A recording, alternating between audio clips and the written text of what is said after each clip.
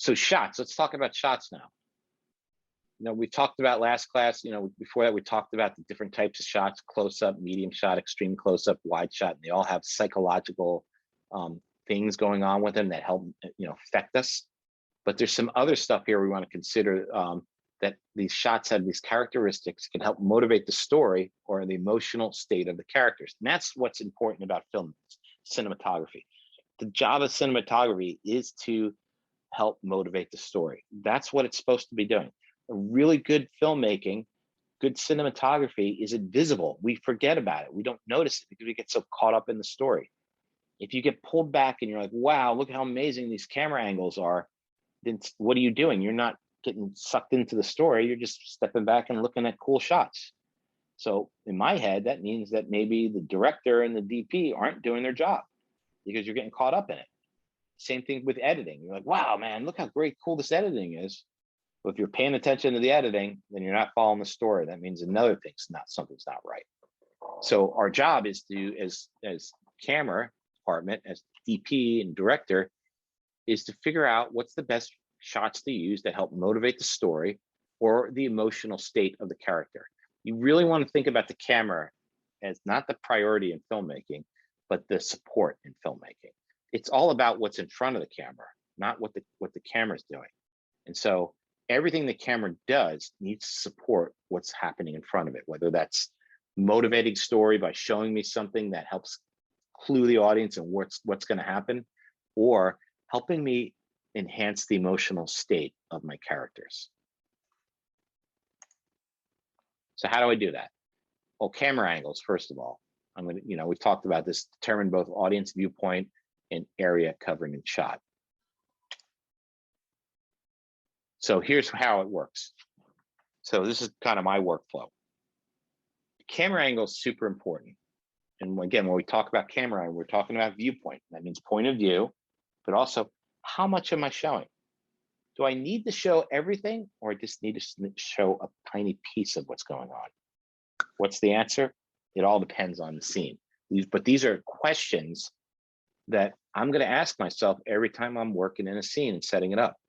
So the first thing I'm going to ask is a couple of these questions. Each time I move this camera, each time I'm going to put this camera in a spot, I'm going to start off with a couple questions. What's the best viewpoint for filming this portion of the event? Sounds pretty simple, right? But it's not, because you may just say, just put the camera here and maybe a wide shot and that's it. And then whatever the actors do, they do, or whatever the subject or whatever it is, whatever it is. That may not be the best viewpoint. So I may want to see what's going on if I can. If we're in a narrative, if we're in a documentary world, well, it's a different ball game. I'm going to be on the fly trying to answer these questions as it's happening in front of me. And so that can be a little more stressful. It can definitely be a little more challenging, but it's also, most importantly, definitely going to be more compromising, because I may find an angle because that's what I chose in the midst of what's happening and realize this is not the best angle. But then I'm stuck because that's what I'm shooting. The luxury of narrative filmmaking is that we can step back, think of all of this stuff ahead, because we know what the actors, we know what's going to happen. And so if I do know what's going to happen ahead of time, and I do if I have a script, then I should be able to come on set and look at the blocking and look at the best viewpoint for filmmaking this event. So this is number one. What do I want to see? Second shot is, how much area should be included in the shot? Why do you think this is a big deal? Anybody take a guess? I mean, would there be more than one reason for that? Because I was... There could be, yeah. So let me hear what you got. Storytelling wise, you might not want everybody to see everything. Okay, that is one. I don't want to reveal too much, right? Anybody else? Maybe the shot calls for something more narrow rather than wide. Could be. It could be a choice of what the director and the DP also figured out. But there's one more too that's probably equally important, that maybe if anybody gets it, they get the bonus of the day. If I'm shooting a movie or a narrative, again, we're sticking in the narrative genre. We're not talking about reality. We're not talking about documentary work. If I go to a location, am I just going to shoot it as is? No, why not? What am I going to do? What other people kind of work with me too? A set designer? Yes, set designer. So imagine this. The beginning of the day, we're in this location. We're in my basement, right? And we're trying to figure out the blocking and figure out what the game plan is. The set designer comes up to me and says, what angle are we shooting at? Because I need to dress it and set it up. And I go, I don't know, just do 360, do everything. You think they're going to be happy with me? No. Am I going to waste time and waste money and energy? If I tell them to do everything this way and do everything this way, but then when we go and shoot, I only shoot this way. So they just do a whole bunch of time and energy and work setting up stuff that will never be on camera. Yeah. So first of all, I'm not going to be making friends there for sure. But more importantly, like we know this phrase here, time is money, right? If it takes them 3 hours to set deck the whole room, and I only need to do half the room, instead of 3 hours, maybe it goes to an hour and a half. Did I just get an hour and a half on my schedule? Yeah, that's an hour and a half. Somebody doesn't have to work and we waiting for them to shoot, because we can't be shooting this way and they're working that way because it's going to make noise. So I have to allocate that stuff. So deciding how much areas to include in the shot is not just about an aesthetic or art or script decision. It's also a production decision. How much money, how much time do I have people setting? What if I'm building sets and they're like, how many walls do you need? And I'm like, just give me all 4 walls. Do you need the ceiling? Yeah, give me the ceiling. They spend all the money building that, and I only shoot one corner of a wall. I don't shoot the ceiling. I don't shoot behind me. I just wasted money and time and energy. And that's not maybe a big deal if you've got a couple 4 flats, a small set. But what if you're building a massive set? 90% of the time when you look at most movies, there's a 4th wall. And everybody heard the term the 4th wall? That's the wall where the curtain falls, where there's nothing. That's behind the scenes wall. And that's why they call it behind the scenes. There's no scenery done there. It's just gone. So I need to be efficient with shot designing, how much I'm going to see and show, not just for the story, not just for the script, not just for that, but also for the rest of my crew, fellow crew members, departments, to make sure they're not doing work. The lighting department's not lighting something that we're never going to see. And so the people who are, when they first start out and they're not really experts, they can't make a judgment call in the beginning. They're just like, yeah, just light everything. We're just going to shoot everything. And that's super wasteful. You'll never stay on budget doing that way. Go look at any movie, behind the scenes shots of any big, huge movie where they're building sets. They're never finishing all of it. A great example, anybody remember old Star Wars movies? Empire Strikes Back? Yeah. Everybody remember the Millennium Falcon? Yeah. So the first movie didn't have the budget to build the Falcon. So they only built pieces of it that you were going to see.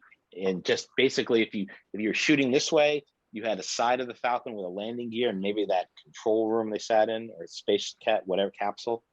But the other sides, nothing, because they never were going to show it and they didn't have the budget back then to do it. Empire Strikes Back, the second movie, guess what? They had a little bit more budget. So they built more of the Falcon. And then even when you go into the J.J. Abrams world, that's when they had the Falcon there. They actually had the money and built the whole thing because they just wanted to have more choices and movement. So if you think about it in those type of terms, it might not even be just a wall, but it might be something that's bigger than a wall. We're only seeing pieces of it, so we're only going to build those pieces. So if you look at a big film that way, now we can start seeing how maybe, I don't know, storyboards may be important, right? To know what I'm really shooting before I ask people to build stuff, before I figure out how many shots I need, if I can pre-visualize all that stuff ahead of time. I wonder if that saves money. I bet it does. So whenever I'm shooting, I look at this best viewpoint for the angle, And this could be me as the DP, could be the director. A lot of times it's both of us. We'll sit there and both talk about it. Okay, what's important here? What's the best angle to shoot this thing? And I'll literally get into a room before anything's there. And this is what I'll do. I'll come into the room. And this is the room we're shooting. And I'll just do this. I'll be sitting here.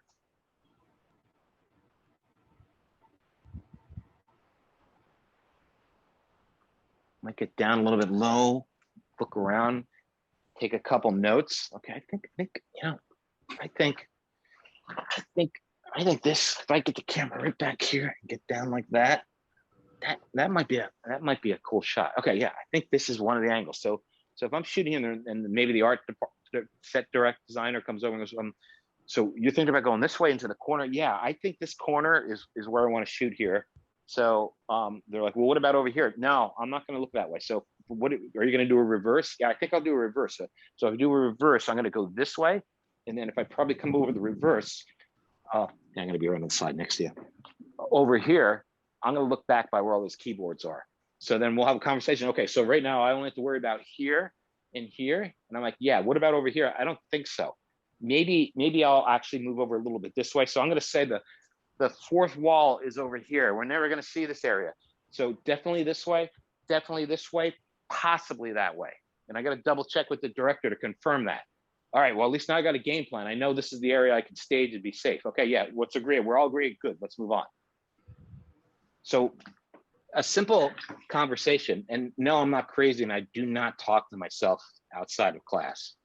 At least I pretty sure I don't. Maybe I answer occasionally, but very, very often not. But a simple conversation like that, I just saved somebody hours. Not just the art department, the lighting department, the camera department. Where do we put all the equipment in here? Put it over there. I don't want to put the camera equipment somewhere where later on we say, oh, sorry guys, we got to flip it. We flipped it, so you got to move all your crap. Starting to make sense now? So this, and again, this all kind of takes time to wrap your head around, but leapfrogging ahead, thinking ahead about everything is the key to success here. When I'm in, shooting and DPing, I'm thinking about what's happening here, and I'm thinking about sometimes the next scene also. We try to keep a leapfrog ahead of us. We may actually be set deck this scene, and then right before we shoot, we go to the next scene, go talk to art department and lighting department, tell them what we want there, then come back and shoot this scene. And by the time we're done with this scene, we go to the next location. They've already started rigging it for us. That can happen.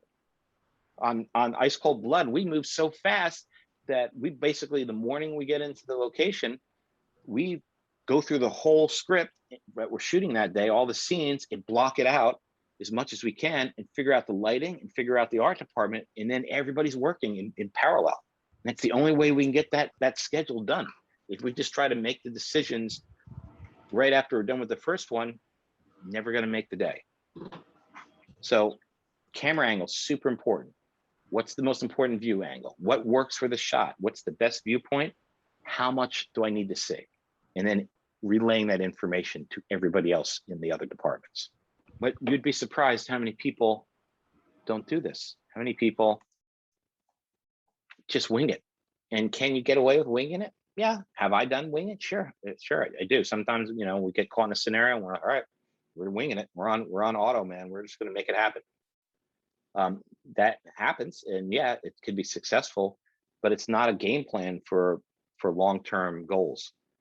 Long-term goals, meaning getting a film done or just your career, you have to be organized. You have to think in this type of world. And it's all about preventative maintenance. It's not about reactive. It's about being proactive. If I just react to problems that happen, then I'm never going to get it done. If I'm proactive to prevent things from mistakes from happening, then I've got a good chance of succeeding. So we talk about camera angles. A carefully chosen camera angle can help heighten dramatic visualization of the story. If I do a carelessly pick a camera angle, it may distract or confuse the audience. So again, when I'm creating these shots, I'm trying to find the right angle, I need to also think about the audience. What are they seeing? Because I can't think of it from my point of view because I know everything, right? If I already read the script, I already know what all the actors and characters are going to do. So I already know everything. So it's all obvious to me. Oh yeah, I know this is all going to happen.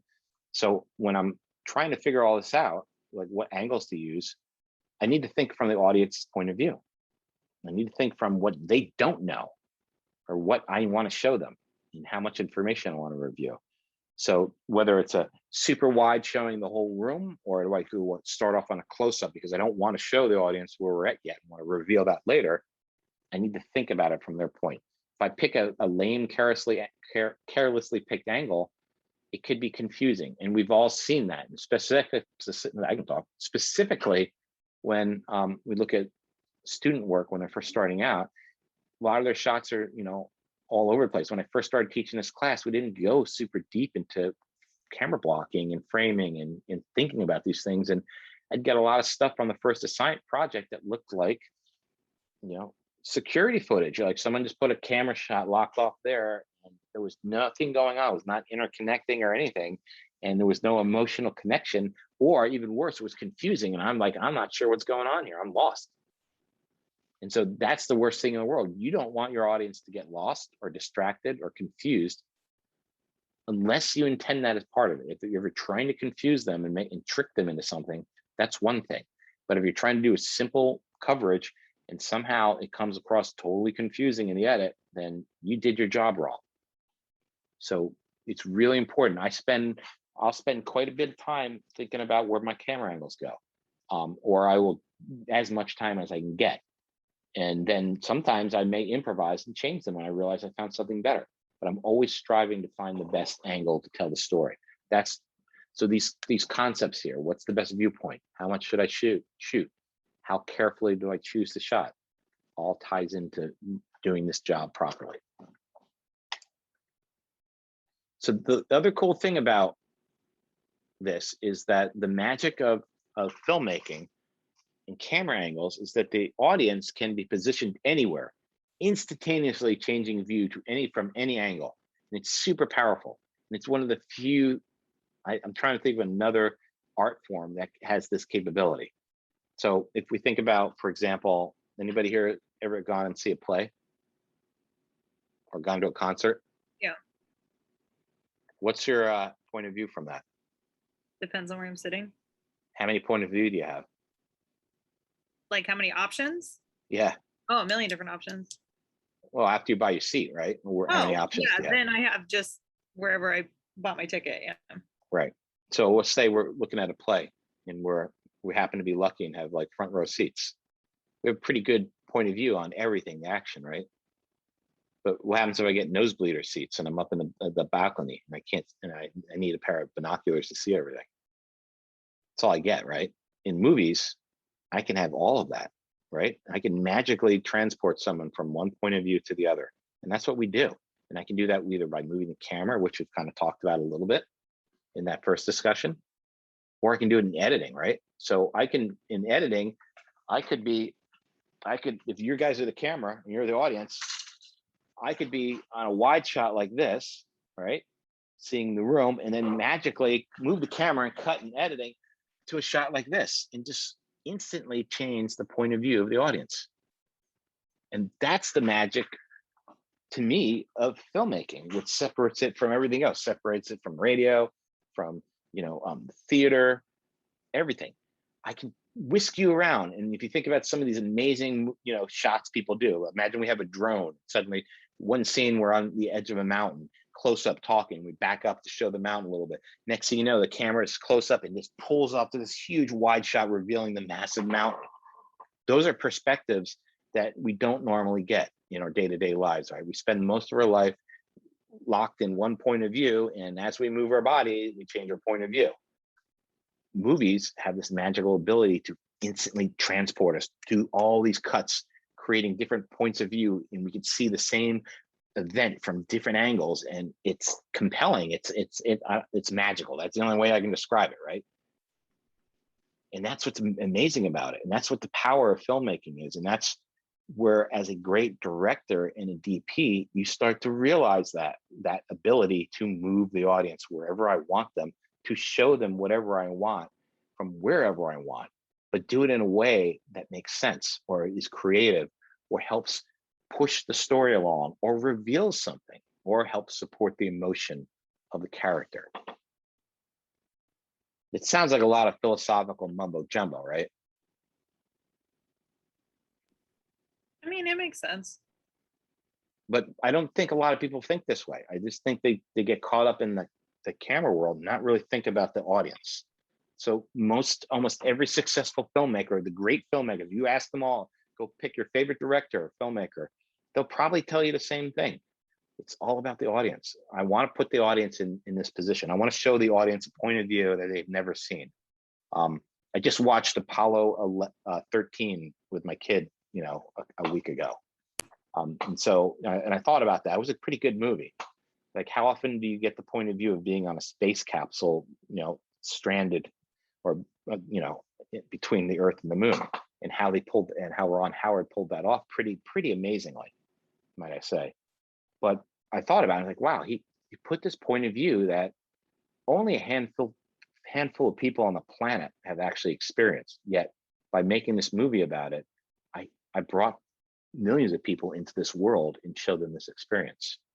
And that's what's cool about this medium, about doing it. And yeah, you could say, well, what about books? You can read a book and get pulled into someone's world.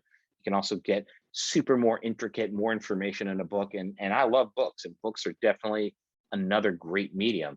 But I think it's just, to me, they're two different ones. If I really want to know super huge detailed information about something, definitely going to read a book.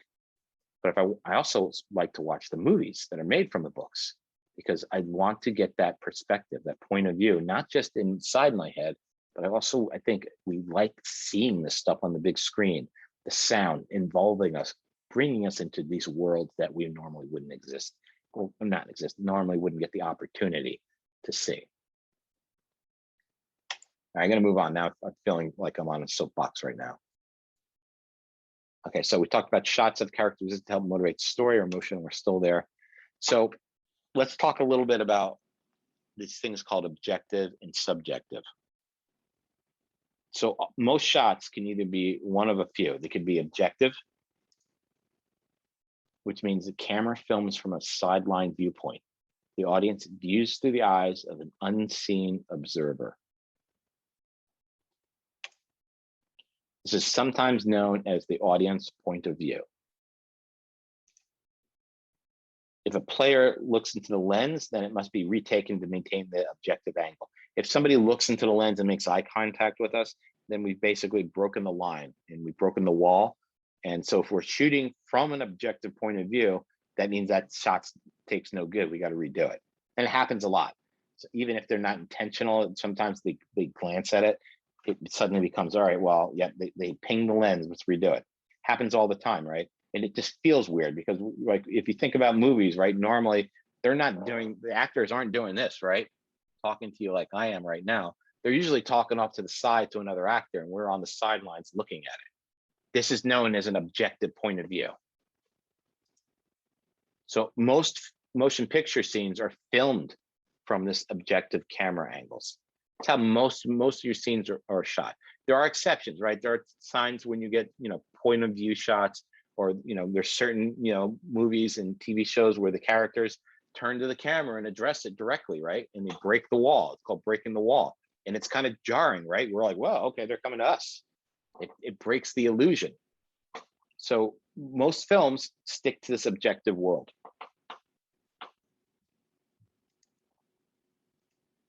So subjective. So the other way to, let me just, before we go into this, another way to think about this would be sports. Anybody here watch basketball? Anybody ever watch any sporting event? Live, let's say live, not on TV, but like actually went into an arena and sat down and watched the game. Yeah. When you're in the bleachers looking down at the game, let's say you got the cheap seats and you're up top. Are you looking at the game, or do you feel like you're in the game? Definitely looking at it. Right. And now what if you had bleacher seats on the floor? Would you feel like you're more in the game or you're looking at it? Probably more involved since you're on their level. Yeah, yeah. So a good way to think about this difference between objective and subjective is objective is like being in those nosebleeder seats far away. Think about documentary movies, right? You know, we've all seen those animal documentaries where they're on the savannah out in Africa and they're following the lion or the jaguar or something on the long lenses, and then you see the animal chasing like a zebra, like the lion is chasing a zebra. And we see all these shots, but they're from a distance, right? They're using long lenses. We don't feel like we're being chased by the lion, but we're watching this event happen. That's what kind of objective is. So subjective is more of the camera films for a more personal viewpoint. The audience in the screen action as a personal experience. So if we go back to the basketball game, if I'm just shooting from the camera angle from the bleachers up top, and I just got that wide shot, and we've all seen it on TV, you know, just panning, we're just watching it, right? But what happens when they call timeout and the two teams huddle around their coach? What do they usually do on those TV, on the coverage? It's usually from either above, like depending on what sport it is, or from the side of them, like in basketball. Yeah, don't sometimes the guy, the camera operator, he or she grabs on a handheld camera, goes into the huddle, and they get the camera in there, and then you can hear what's going on, and it almost looks like you're there with them. That's subjective. So I'm going to bring the audience in there, and I want them to react to this and feel like they're part of what's going on, not just watching it. So viewers placed in the picture, either on their own as an active participant, or sometimes they can trade places with a person in the picture and seeing the event through their eyes. So it's this very subjective thing where I'm in there.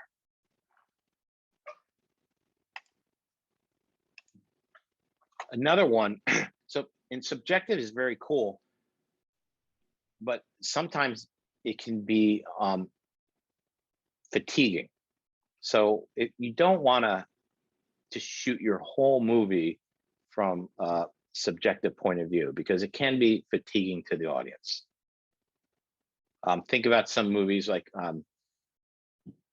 where it's just almost a point of view. Well, actually, I'll talk about that in a minute. But good filmmaking, there's a balance, there's a cadence of objective and subjective shots. So the way to think about it is sometimes I may just want to be objective on something. Let's say I've got a scene where, you know, a husband and a wife, their marriage is over, they're breaking up, right? And at the end, the wife walks out and leaves, says, I want a divorce. And we have, you know, the conversation between them, we shoot it subjective. We're like over their shoulders, we're really close up in there. But then when she walks out, I have the husband's there, and he suddenly realizes he just lost everything, right? And his head comes down, and maybe he breaks down and cries. I don't know.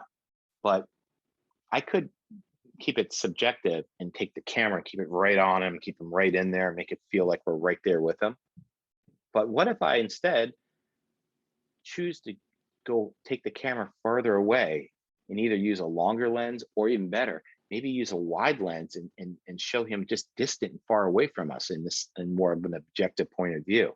Might that kind of help amplify the emotional state of him being suddenly alone, maybe being removed from the world?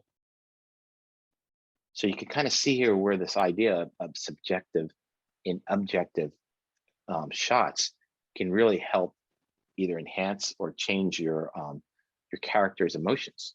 I'm there to kind of enhance it. Sometimes there's juxtaposition. I might do something opposite of what's happening to the character, so that it even adds this weird quirkiness or non, you know, doesn't feel right, and it makes the audience feel awkward. So, and again, these are concepts that, you know, mostly you shoot everything objective. When do you use subjective? It just depends on what you're trying to accomplish. A lot of times we'll get into, like, there's action happening. Think of an action scene where, you know, chase, fight scene. A lot of times they'll jump between subjective and objective. They'll get in there and almost point of view stuff, close to being point of view with the battle happening, and step back and show the bigger thing. So you can combine the two together, and it can help create more of a cadence, of a rhythm in your film that adds more. If we keep everything one way the whole time, it can cause the audience to fatigue. And I'm going to talk about that specifically with point of view. So anybody know what point of view is? Should know that, right? GoPros, how many people are just putting cameras on? Here's my point of view. Here's, oh, look, you know, the whole world of YouTube is full of point of view. So camera angles that record the scene from a particular player's viewpoint. It's going to fall between objective and subjective viewpoints. So this one, point of view, it can get overused sometimes. It's really good for making a moment, right? Clarifying something. So for example, if I got a scene where two people are having a conversation and one says, hey, do you know what time it is? And I turn and look up to the clock, right? And in the close-up, I turn like this, and then we cut away to a cutaway shot of the clock. That cutaway shot can be my point of view, right? Because I've turned there and it would show what I'm looking at. That's my point of view. And sometimes we may incorporate the move. If I turn my head like this, maybe halfway through the turn, I cut to the camera, turning like that to the clock. And then as it turns back like that, we cut back to the shot of me turning my head. That's a point of view shot. If we're doing stuff like, you know, sports, and I want to pretend I'm the player and I have a camera mounted on someone's head and we're running around dribbling the ball like this, that's a point of view shot. Anybody see the movie Hardcore Henry 2 years ago?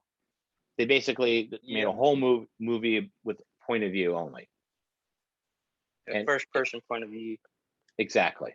It was interesting, kind of like a video game, right? Like first person POV games. But I don't know about you, but after a while, I was kind of done with it. It's like, all right, well, this is cool, interesting gimmick, but yeah, I'm kind of done because we just got tired of it. So point of view can be powerful, and it's really a niche shot, like really objective and subjective are more what I'd say are the standard stuff. And I can throw these point of view shots in too to help enhance it. But if you look at most good films and filmmaking, they use these type of shots sparingly. They might use them for a special trick shot or to show a certain point of view. I think of one movie I saw, an old movie called Brainstorm, where they basically made this machine that could record memories, and you'd put this crazy looking contraption on your head and it would play back the memory, and you'd have the full experience. You could smell, taste, feel, and see everything. And so every time they cut to the point of view of someone wearing this thing and experiencing it, they did it with a point of view camera, super wide angle point of view camera. It had this cool, dreamy, weird look to it. And that was a great use of point of view. And that's the only time in the movie they used it. They never used it except for that. And so they used it as a specific gag to help give the audience a feeling of what this device on their head, this jumping into someone's memories would be like. And so that's a great way to do it.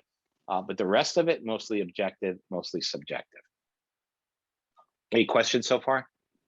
I have a question. So you were saying POV is in between objective and subjective. How is it objective? How is it not, or how is it? How is it objective and not completely subjective? So to me, they kind of sit between the two, because, you know, maybe it's not necessarily it's a balance between the two. It's just a third option. I should probably rephrase this a little bit better. Okay, so can I ask about examples so I make sure that I understand this? Yeah. Okay, so like when Ferris Bueller talks to the camera, that's subjective, but when Jimmy Stewart looks through his lens and rear window, that's POV. So Ferris Bueller looking at the camera is definitely going to be it's subjective, because he's breaking the fourth wall. It's in that, I'm going to say, is not quite subjective. That's its own thing. That is breaking the wall. That's not okay. So that's its own thing. Like, you would never do that, and most movies don't do that, whether they're doing objective or subjective. So the point of view of looking in the rear view mirror, that's point of view. So whenever it's supposed, if you see an actor do something, look at something, and then next thing you know, you see the thing they're looking at, that's one way to think of a point of view. But it's not, point of view is not necessarily subjective. Not necessarily, no. Okay. You could look at the moon, you could look at the clock. I could be here and look at the mountains, and that's not necessarily subjective. That could also be objective, right? Because I'm looking at the mountains. But Okay. I also could be in a scene where right now I'm kind of being this angle you guys are looking is point of view, right? I'm looking at you guys. My point of view is looking this way, so this could be subjective or objective. So I guess now I'm thinking about it, it does kind of go between the two, depending on what we want to do. Okay. And this can be a little complicated, this thinking between the two. And all I would say is I wouldn't think too over engineer or overthink it, but more think of it as terms of how more involved I want my audience. Do I want my audience to be removed from the scene? Then I might shoot it more objectively. Do I want them to be more intimate in the scene? Then I'm going to do it more subjectively, where I'm bringing the audience in. Maybe that means the camera's closer to what's happening. Maybe it's like that. Or if I'm further away and I'm using longer lenses, that can be more objective. That kind of makes sense? Yeah, I think so.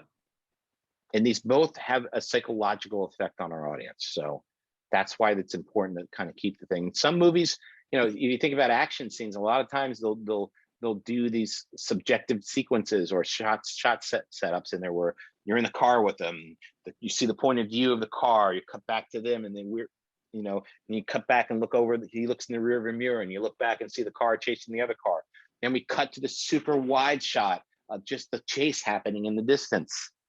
So by combining objective, subjective, and point of view, I can create this rhythm that becomes interesting for my audience because I'm moving them around from these points of view. And what's the pattern? What's the formula? Well, everybody's different. The great directors and DPs, they've got their ways they do stuff and get it down to a science. And part of that comes down to style, right? You look at different directors, their style of filmmaking, you can see how this stuff works. One of my favorite directors for a while was Terry Gilliam. And some of his early movies were really subjective. He always did things subjective or point of view, and he used wide angle close-up lenses, and it had this quirky, cool feeling to it. And that's what attracted me to him as a director. And then he later on, some of his later films like 12 Monkeys and oh God, what's the big one? I can't remember at the moment. Sure. He went back to more objective type of stuff. There's a lot of, we're talking on a very basic level, but when you really get into the nitty gritty, you can help shape what type of film you're making, what it's, my point of view, I guess is the best perspective on filmmaking is. That kind of makes sense.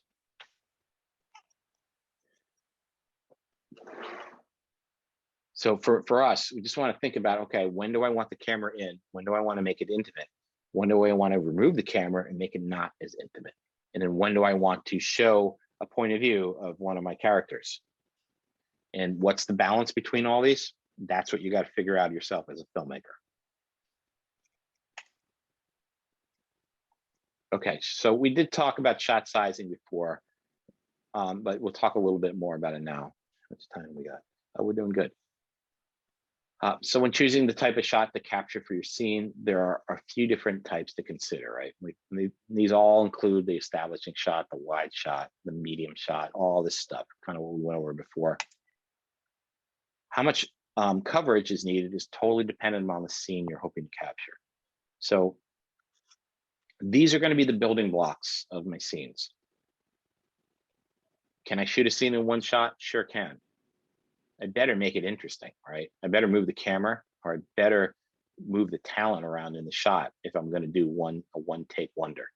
Because if I just lock the camera off on a wide shot and let everything happen, I guarantee it's going to be yawn city, right? I'm like, all right, yeah, ours is boring.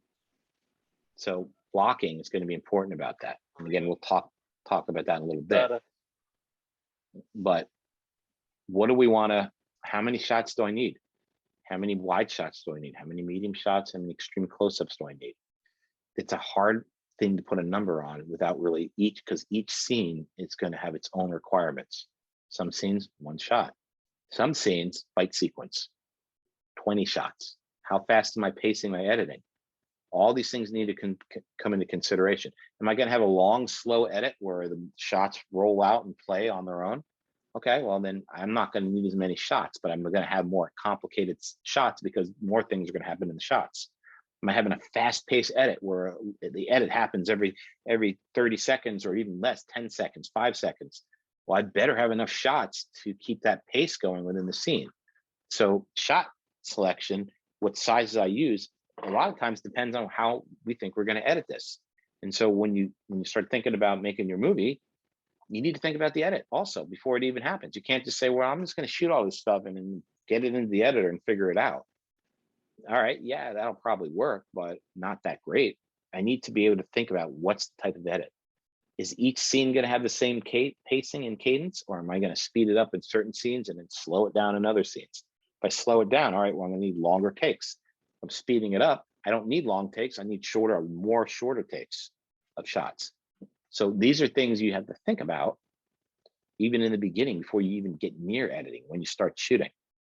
And so good filmmakers, good DPs and directors think about this all the time. When I'm figuring out how many shots to use to create for a scene, I'm thinking about the editor. I'm thinking about all the audience, I'm thinking of everything, but I'm also thinking about the editor and what the pacing of the show is.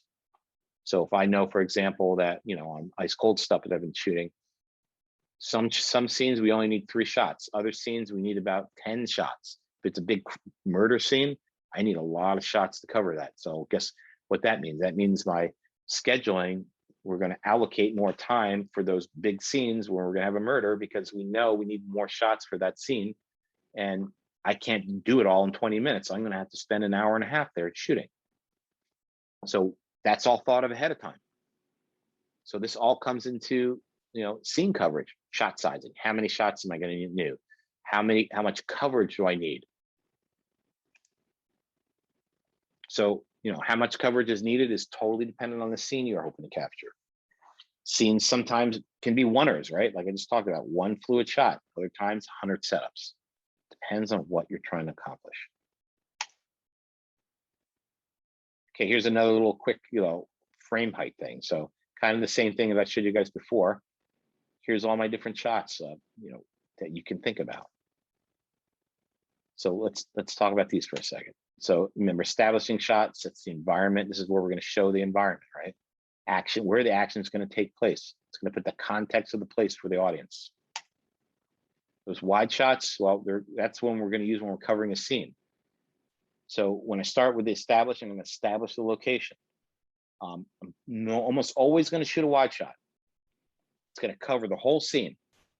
You almost always want to start with your wide shot to establish the action in the scene. So again, if I've got a moment scene here where the action is me starting back here and action coming up and going, hey, everybody, how's it going today? Glad to see you in class. And I have a seat like this and cut. That's my scene. All right. So I'm maybe an establishing shot is that shows a shot of my house outside to say I'm at home. I'm going to shoot a wide shot. And so the wide shot's going to encompass all the action that's happening in. That's what they are. So traditionally, we shoot the wide shot first. Anybody think of why that's a good idea? Why would you want to shoot the whole wide shot first? What's the point of that?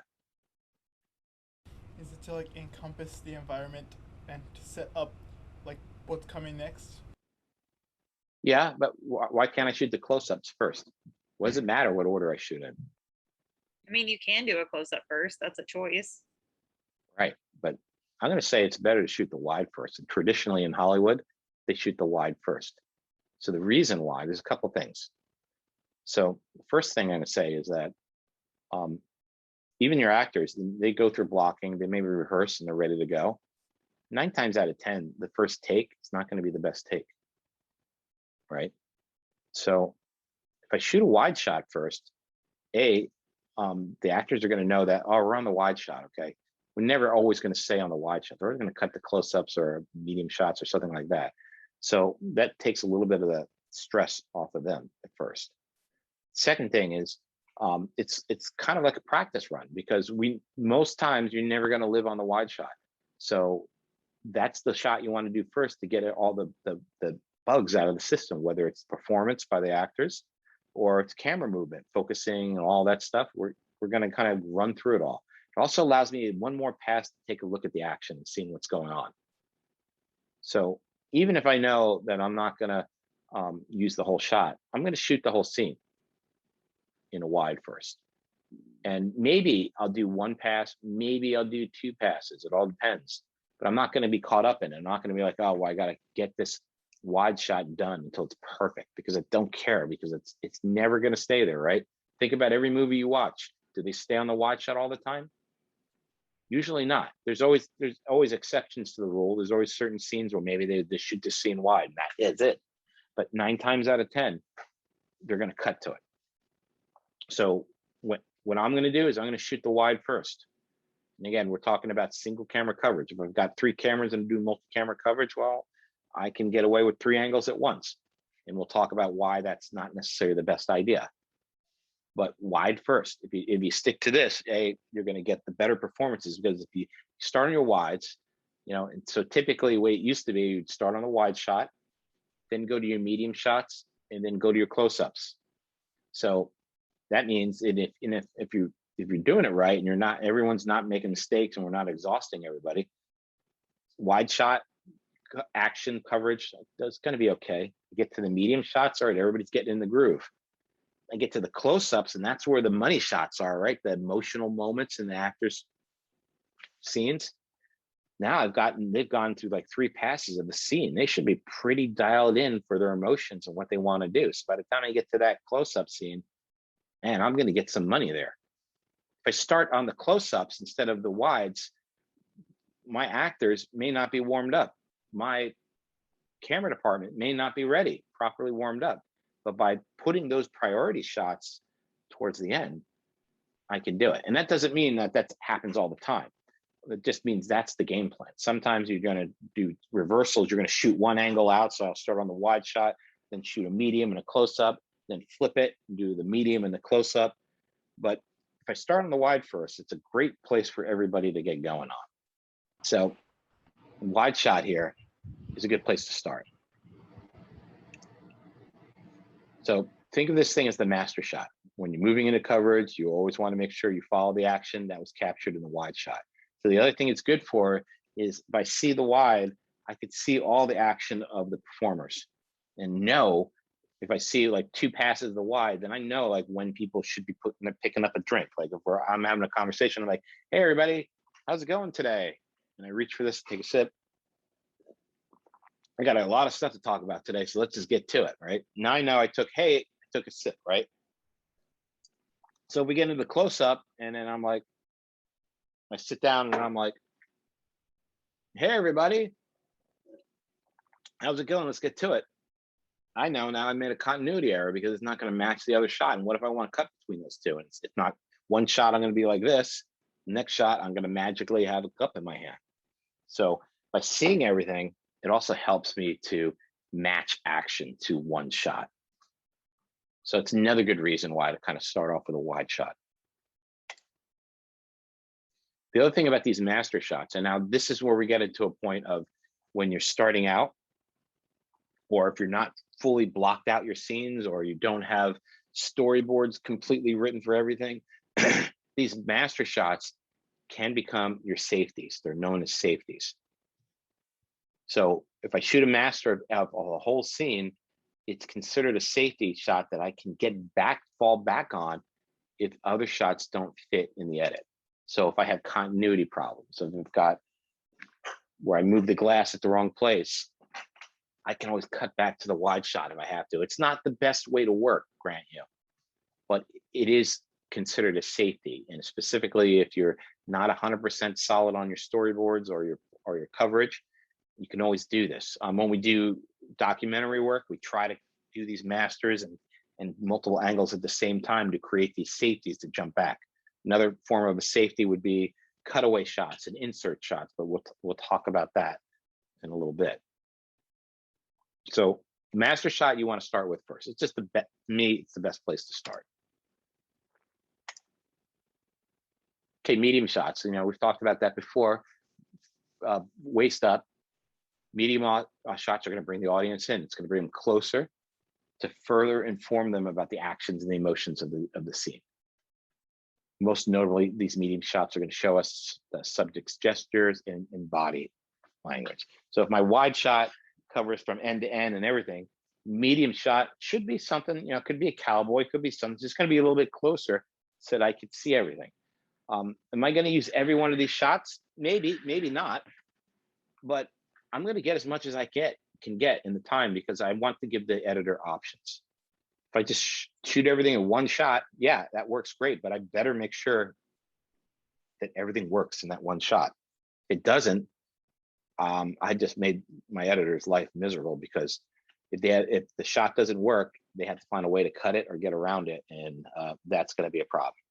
So in 1917, they have really big shots and they are subjective, right? Because the camera follows the characters like 8 minutes and, well, I feel like I'm following them. Yeah, exactly. That's a great example of a subjective shot.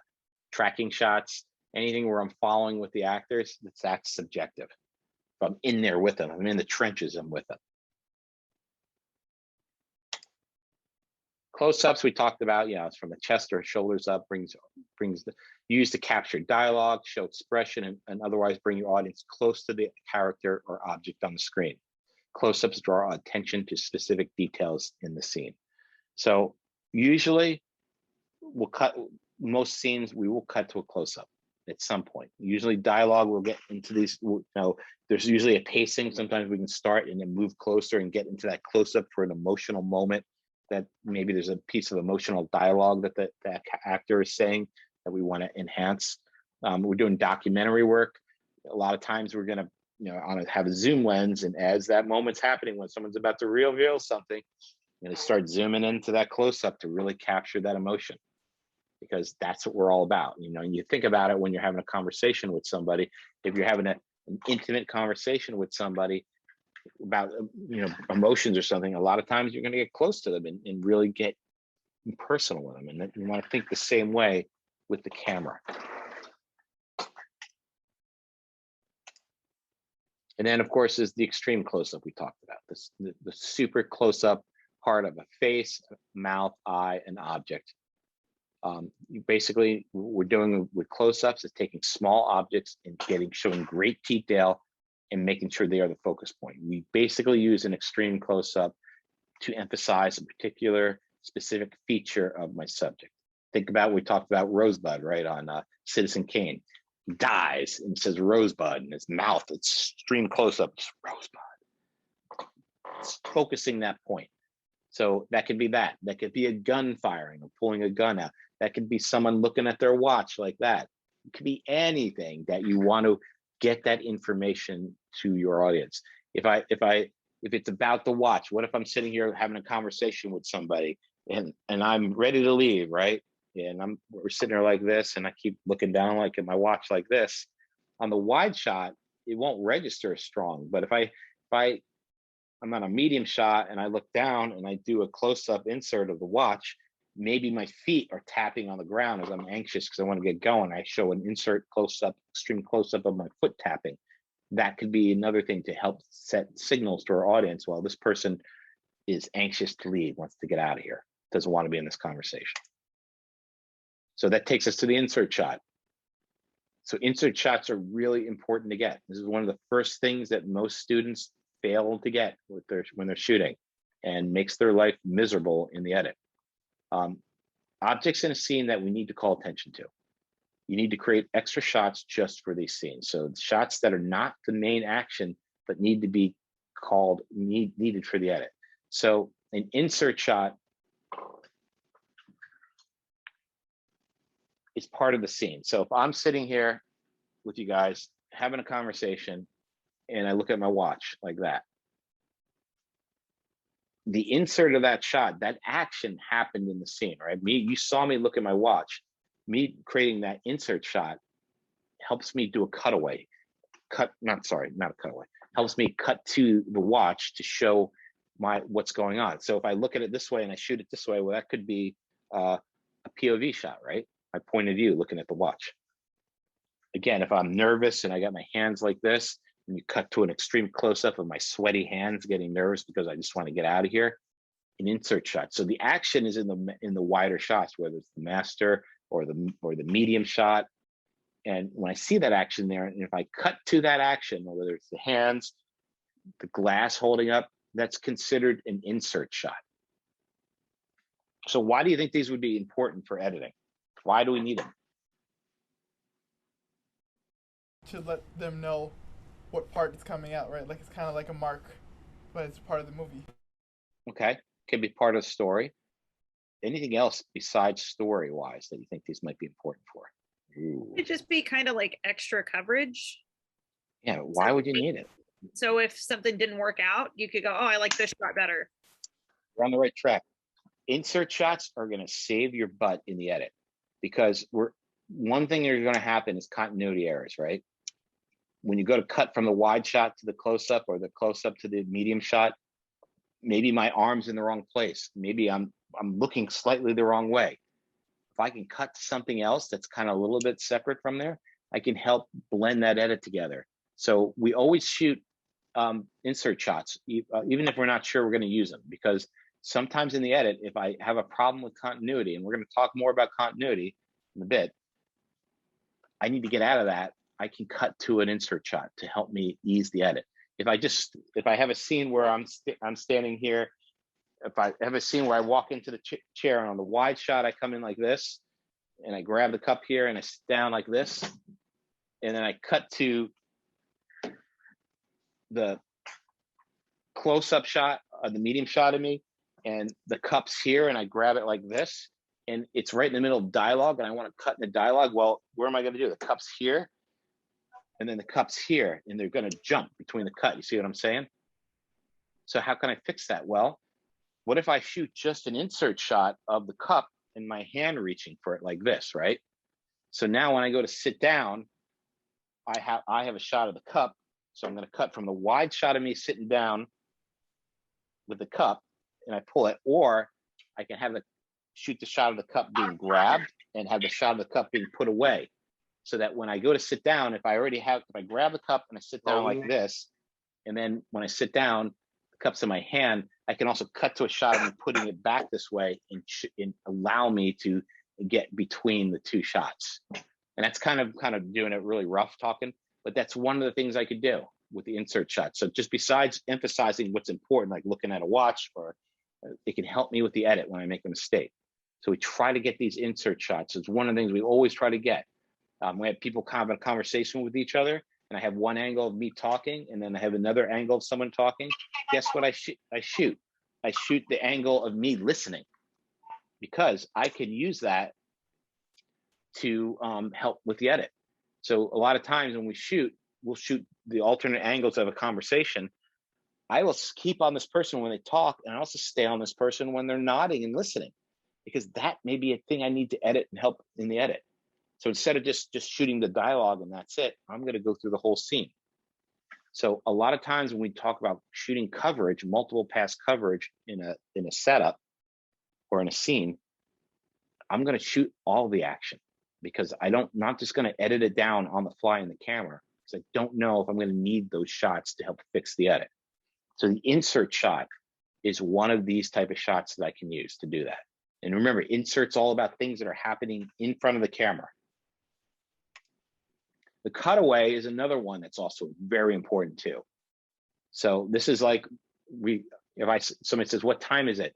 And I look up and I look to a clock on the wall. We cut to that clock. That's called a cutaway. We're cutting away from the action that's happening here. So it's not covered by the master.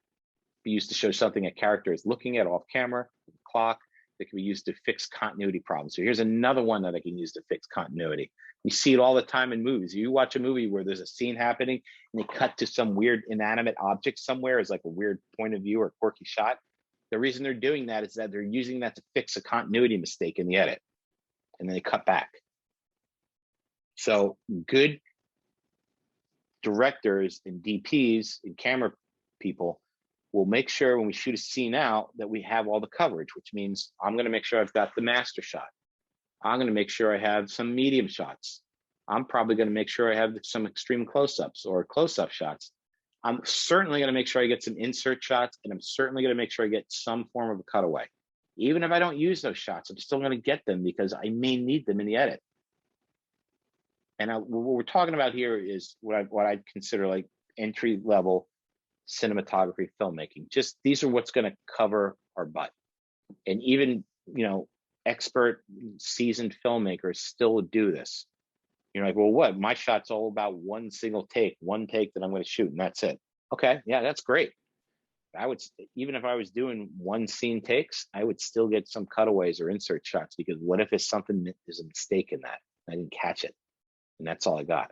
I would get something. So think of this as when we're figuring out the blocking and the shot coverage of a scene, I want to think of it from all these perspectives. I want to think about where I put the camera. How many angles do I need? How many people or have two people talking? Do I have 5 people talking? Do I need to increase the amount of angles to make sure everybody's coverage is there?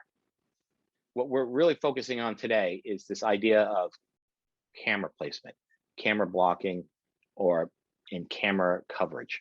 How much coverage do I need to shoot? How many of these shots do I need? How complicated is my scene? How important is the scene in my film? Is it worthy of spending, 15 shots on?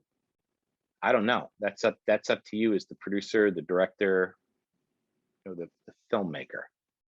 But what I do know is that what I'm not going to do is shoot one take, one angle of something, unless that's a specifically intended thing. If I'm just going to cover a scene, I'm like, you know what? I got this covered in one take. I'm not doing that, because if I just shoot one take and I don't shoot any other angles, I've locked the editor into that. And yeah, I can cut that up, but what I'm going to do is end up making jump cuts. And jump cuts, when we start talking about editing, we'll see are a bad thing unless I intend to do that on purpose. And they have specific reasons I want to do that. And if none of the things, and I'm just using it as the way to trim down the sequence, the scene, then that's not a good reason to do it. And that means I just was being lazy on location and not shooting the right amount of coverage. The rule of thumb, in my opinion, for coverage is you can never have too much. It's always better to err on too much coverage than to not have enough coverage. So what does that mean? That means, well, you just got to balance the equation. How much coverage can I shoot in whatever specific time I've scheduled for this scene? And that's what I'm going to work at. And how good, and this is basically the gist of who's good and who's not good as filmmakers. If you're really good, you work you work fast and efficiently, and also at a higher production value. And that's the difference between the people first starting out and the seasoned veterans who are, working in Hollywood or the top of the food chain. They've got it down to a science. They know exactly how fast they can work without lowering the production value down.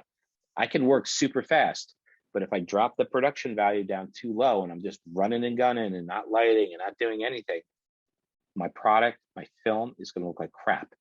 And it depends on where you're expecting to go. If you're expecting to go into a film festival and you just shoot a bunch of crap, well, guess what? You're not going anywhere in a film festival.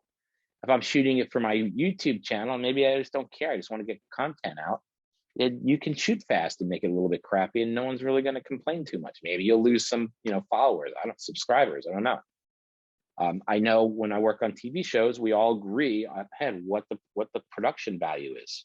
What's the quality we're going to shoot at? And that really comes down to schedule, budget, and crew size. So if we say, here's the budget for something and it's like mediocre, I'm going to say, okay, well, here's what we can do. Here's the level that we can work at. And either you take it or leave it, because I'm not going to guarantee or promise better quality if it's not even, possible with the schedule and the budget that they're asking for. So all this kind of comes into play about how much scene coverage. And one of the things I can tell you also about scene coverage is not all scenes are created equal. So for example, when I shoot the Ice Cold Blood show, we're doing all the recreation stuff, we look at the script and we break it down into A scenes, B scenes, and C scenes. A scenes are like really important scenes in the TV show that usually are murders. When the murder happens, it's usually when the detectives unveil important clues and stuff. There's certain key elements in the story that are really important. So we call those A scenes. And that means they get the maximum coverage. They get the most amount of time for blocking, for lighting, and for coverage. So an A scene sometimes can go 3 hours for one scene. B scenes are not as important. They're still pretty good, but they're not as important as A scenes. So that means an A scene, if an A scene gets 3 hours of time and all the lighting and all the resources dedicated to it, a B scene may get half of that. We may only shoot a B scene in an hour and a half or maybe 1 hour. The coverage may be a little bit less because I don't need it. We get to C scenes, that's the bottom of the barrel. That's like, okay, we're running out of time. I just need to shoot something really quick. This is, oh, this shot, this scene, it's only on camera for 15, 20 seconds on, you know, in the program. So it's not that important. So if it's only gonna be on that quickly, I'm not gonna dedicate all the time, resources, and energy to it. It doesn't mean I'm gonna make it look like crap. I'm still gonna have a base level of what is acceptable. But by approaching like it, and again, we're talking about a TV show in this A, B, and C mode, I have a way to still have really high production value. The B stuff is still going to be really good production value. And then some of these lower C shots are going to be, scenes are going to be, well, they're not going to, you're never going to notice they're bad, but we're not devoting all the energy into that. And by doing that, it allows us to keep the schedule we want to go and still keep production quality high. If I tried to make everything an A scene, we'd never make the schedule. If I made everything a C scene, we'd have total crap. But by having these different levels, I can do that. And so do they do that in feature films? Yeah, sometimes, definitely. It all depends on the filmmaker and how well prepared and how much money you have. You know, obviously if you're doing Star Wars or some big franchise, you know, Marvel movie, something a big blockbuster, you have way more money, way more schedule. You may not have something called a C scene. You may just have A's and B's, and there might be very slight differences between A and B. But part of being a good filmmaker is understanding this and thinking about it ahead of time so that you're not killing your crew or blowing your budget when you don't have to. And so how does that come back to scene coverage? Well, like I said, A scenes, I'm going to max out the coverage. There's going to be way more shots, way more angles, way more everything in there. B scenes, I'm just going to get the basics that I need. C scenes may be 1 shot, 2 shot coverage, and that's it. We're out. Lighting, well, I'm not going to go crazy on lighting for C's, that's for sure. May just use natural lighting. B's, I'm going to do medium, okay lighting. A's, I'm going to light the crap out of it. So keeping a philosophy of what's important in your project is really important to be successful at completing it. So, okay, so that takes us, we got to the cutaway, the insert. So these are the basic type of shots that we want to think about. So it doesn't mean that's what you have to do. That just means, like, you know, it's a great way to approach a scene. Like if you're trying to figure out what the coverage is, you can think of it in those terms: master shot, medium coverage shots, close-ups, sometimes when we call reaction shots, when people are listening and nodding, the insert shots, the cutaway shots. It gives you like a little framework where you can start thinking about where this coverage goes and how much you actually need. You may decide, well, I've got a shot and I've done this where it's one take, and the camera's gonna truck in and my actor's gonna come here and it's gonna start off on a wide shot, turn into a medium, move down to extreme close-up and come back. And I might do all that type of coverage in one shot. I may have one scene where it's just a wide shot where I see my actors walk in, have a conversation, and walk away. And maybe I want that shot to be objective and I want my audience to be removed from it, and that's okay. Other times I might have this type of coverage going in here. It really depends on what the storyboards, as a filmmaker, what you want to do, how advanced you are. So when we're all starting out, we try to kind of get as much coverage as possible to cover our butts in the edit. Because again, if you shoot everything in one shots, and you go to edit and you're like, wow, you know, I'm only supposed to make a 5-minute video, but when I put all these edits together, these scenes together, it's 30 minutes. How am I going to edit this down? Well, do you guys have any other insert shots or other angles? No, we've decided we're just going to do one take shots for everything. The editor's going to be like, well, I don't know what to do, because if I cut this down, I'm going to lose stuff, or I'm going to make jump cuts and it's going to be a mess. So when you first start out, unless you're, you know, Alfred Hitchcock or, you know, J.J. Abrams or, you know, Spike Lee, pick your favorite filmmaker who's been doing this for decades and got it down to a science, you might want to make sure you have extra coverage to cover yourself in the edit. And I guarantee those people still would have extra coverage to cover it.